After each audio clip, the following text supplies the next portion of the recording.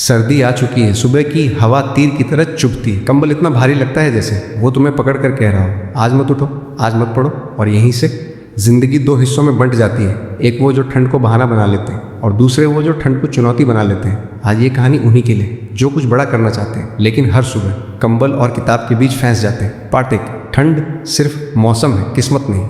ज़रा सोचो, क्या IAS बनने की ठंड नहीं लगती? क्या डॉक्टर बनने में सर्दी नहीं आती? क्या गरीबी की ठंड इससे कम होती है? नहीं, असल ठंड तो तब लगती है जब जिंदगी में पैसे की कमी हो, सम्मान की कमी हो और खुद पर भरोसे की कमी हो। लेकिन उस ठंड का कोई कंबल नहीं होता। इसलिए आज जो ठंड लग रही है वो तुम्हें मजबूत बनाने आई है। पार्ट दो, जो आज सो रहा है वो कल रोएगा।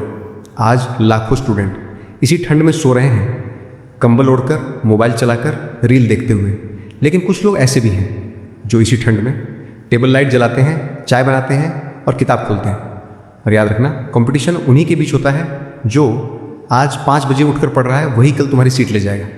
पार्ट 3, ठंड में पढ़ाई सबसे बड़ी तपस्या। इतिहास उठाकर देख लो, कोई भी बड़ा इंसान आराम में नहीं बना। ठंड में पढ़ना तपस्या है, अनुशासन है, आत्मसम्मान है। जब हाथ ठंड से कांप रहे हो और फिर भी पेन चल रहा हो, समझ लेना तुम सही रास्ते हो। पार्ट 4, गरीब घर की ठंड अलग होती है। अगर तुम मिडिल क्लास हो या गरीब घर से हो तो मेरी बात ध्यान से सुनो। ठंड तुम्हें इसलिए ज़्यादा लगती है क्योंकि वह छोटे छोटे तुम्हारे पास विकल्प कम है। लेकिन इसी पढ़ाई से तुम्हें इसी वाला कमरा भी मिलेगा, गाड़ी भी मिलेगी, सम्मान भी मिलेगा। आज ठंड में उठना मुश्किल है, कल मजबूरी में उठना उससे कहीं ज़्यादा मुश्किल होगा। पार्ट 5, बहाने बनाना आसान है। दिमाग कहेगा आज बहुत ठंड है, आज मन नहीं, कल से पक्का पढ़ेंगे। लेकिन सच ये है, कल कभी नहीं आता।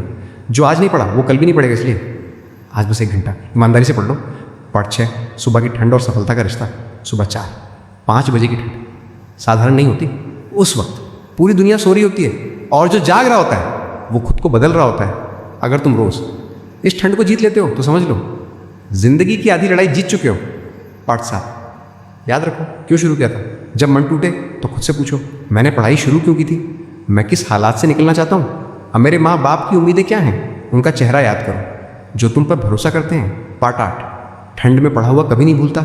जो सब्जेक्ट आराम में पढ़ा जाता है वो जल्दी भूल जाता है, लेकिन जो ठंड में संघर्ष